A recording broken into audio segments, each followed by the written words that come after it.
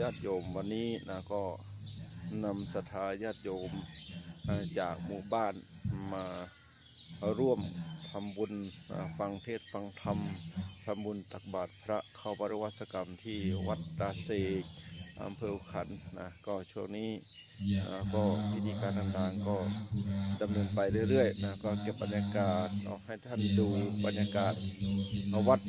บ้านตาเซกซึ่งเป็นวัดใหม่นะที่ประกาศตั้งวัดนะก็อีกไม่นานก็จะมีเจ้าวาดนะก็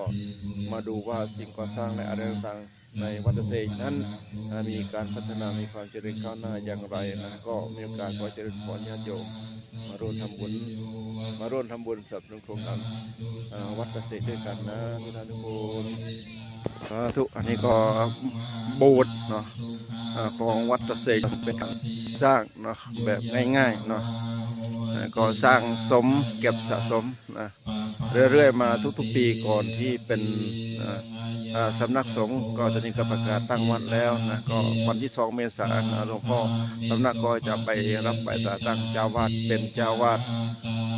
วัดใหม่เจ้าวาดองค์ใหม่องค์แรกนะวัดตาเซกนะก็โบสถ์นะก็สร้างจากเงินศรัทธาของญาติโยมที่ได้มาจากงานต่างๆก็หลวงพ่อก็อุทิศเนาะได้มาก็สร้างพัฒนาก็ต่อไปก็จะเป็นโบสถ์ที่มันคงได้มีความสวยงามนะทุก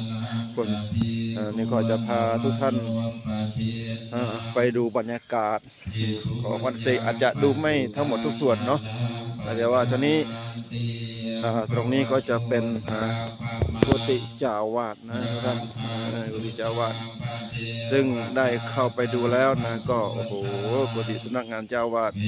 อยู่กันเรียบง่ายแบบง่ายๆไม่หรูหราแต่ว่าสาระของในกุฏินะคือมีแต่ที่ทำงานมีโน้ตบุ๊กมีคอมพิวเตอร์มีเอกสารต่างๆเพราะว่าแต่ก่อนท่านเป็นเลขาเจ้ารัฐมนตรีหลายยุคหลายสมัยนะทุกท่านทุกคนในที่นี้ก็บรรยากาศวัดตาเซกนะก็ญาติโยมมีโอกาสก็มาร่วมกันบุญกันนะ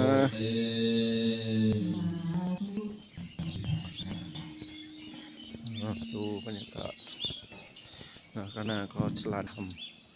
ที่จะปริวาสกรรมปีละครั้งของวัดตาเซกนี่ก็ที่รับรองของพระอาคันตุกะญาติโยมมาร่วมกันนะทุกท่านทุกคน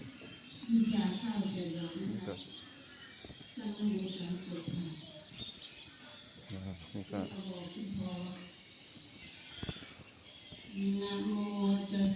ที่อยู่ที่อาศัยที่พักที่ทำงานที่ประพฤติปฏิบัติธรรมของเจ้าวาดนะทุกท่านทุกคนไม่มีอะไรที่หรูหรานะแม้แต่ฝาก็ยังใช้ผ้าชีวรบังไว้เลยกั้นฝาไว้นะมาด้านในนะก็มีเครื่องอัฐบริการเครื่องใช้ในการทำงานเนาะมากมายหลายประการหลายอย่างนะทุกท่านทุกคนนี่ก็ที่ทำงานของเจ้าวาดนะทุกท่านทุกคนนี่ก็ฝาของกุฏินะก็จะมุงด้วยจีวรและก็ผ้าสีที่ได้มาจากการบริจาคของญาติโยมนะก็พนักงานเจ้าวาดนะโต๊ะทำงานก็อันนี้ก็ขออนุญาตเนาะนำเสนอนะพระทำงานที่อยู่ที่อาศัยก็อยู่กันแบบพอเพียงแบบอัตภาพพออยู่ได้ก็